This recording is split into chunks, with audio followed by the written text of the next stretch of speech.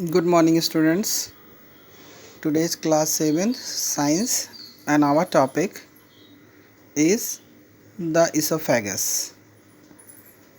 It is the digestive system and it is the part of digestive systems.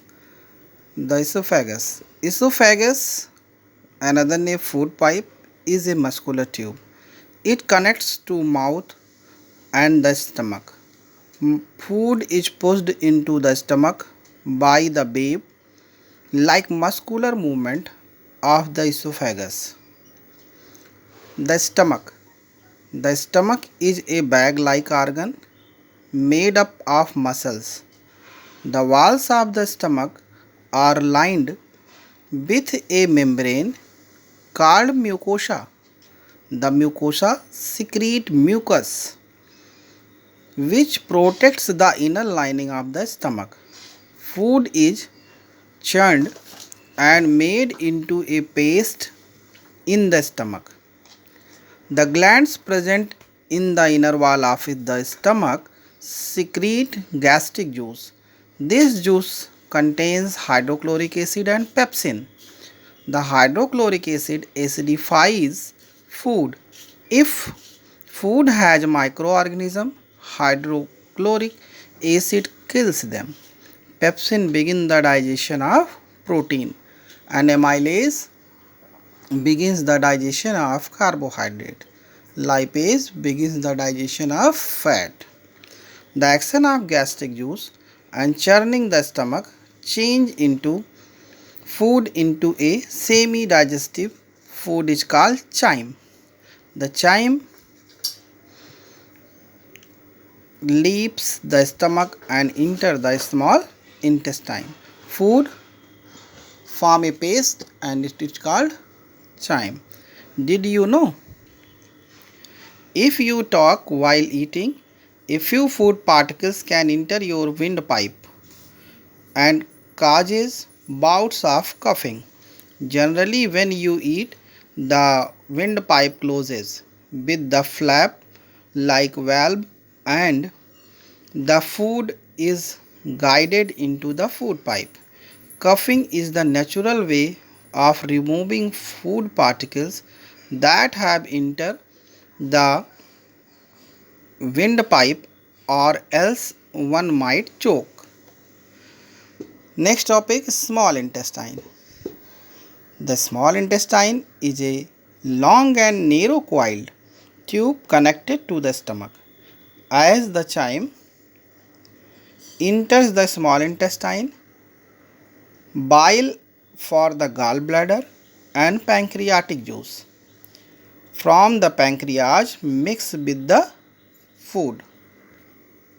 Bile is secreted by the liver and stored in the gallbladder. The bile juice help to the digestion of fats. Pancreas is the large gland located just above the stomach. The pancreatic juice breaks down carbohydrates, proteins and fats into simple substances.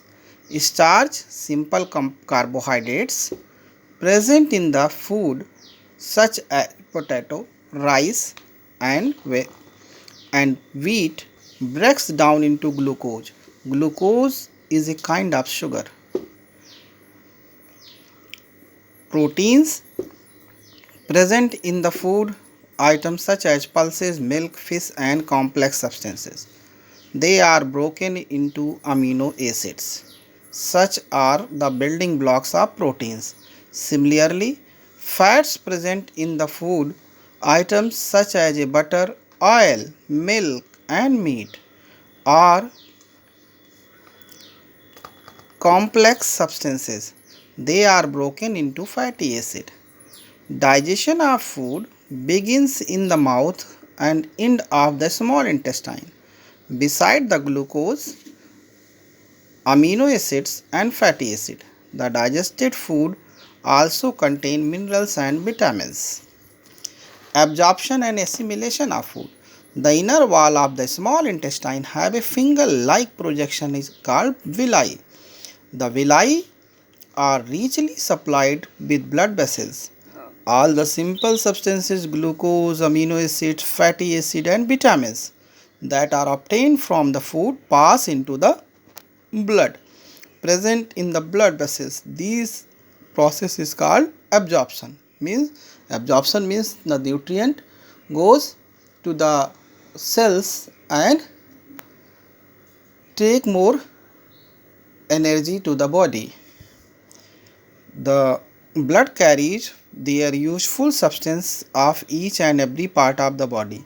The body uses these substances for the growth and maintenance.